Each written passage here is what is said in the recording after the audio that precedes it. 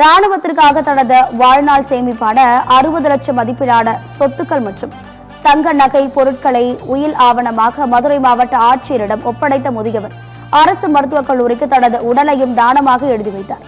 மதுரை ஹார்விப்பட்டி பகுதியைச் சேர்ந்த சுப்பையா என்ற 82 வயதான முதியவர் மதுரா கோட்ஸ் நிறுவனத்தில் பணியாற்றி ஓய்வு பெற்றார்.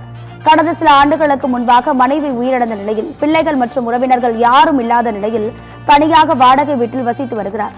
இந்நிலையில் மதுரை மாவட்ட ஆட்சியர் அலுவலகத்தில் மாவட்ட ஆட்சியர் நிஷாந்த் கிருஷ்ணாவிடம் முதியவர் சுப்பையா தனது வங்கி கணக்கில் உள்ள 30 லட்சம் ரூபாய் டெபாசிட் தொகை மற்றும் தனது பெயரில் வங்கி லாக்கரில் உள்ள 30 லட்சம் மதிப்பிலான தங்க பொருட்கள் ஆகியவற்றை உயில் ஆவணத்தை ராணுவ வீரர்களுக்காக கொடிநாள் நிதியாக ஒப்படைத்தார்.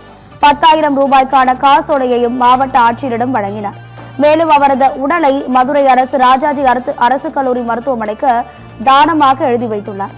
மதுரை மாவட்ட ஆட்சியர் அலுவலகத்தில் நடைபெற்ற குறைதீர் கூட்ட முகாமில் முதியவர் சுப்பையாவுக்கு அனைத்து அரசு அதிகாரிகளும் எழுந்து நின்று கைத்தட்டி பாராட்டுகளையும் நன்றிகளையும் தெரிவித்தனர்.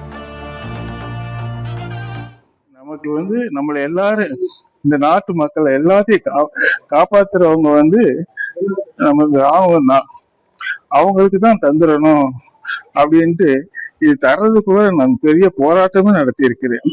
பேங்க்காரங்க அக்செப்ட் பண்ண மாட்டேன்ட்டாங்க. அதுக்கப்புறம் இப்போ உயிரா எழுதி வச்சு கொடுத்துருக்கேன். இதனால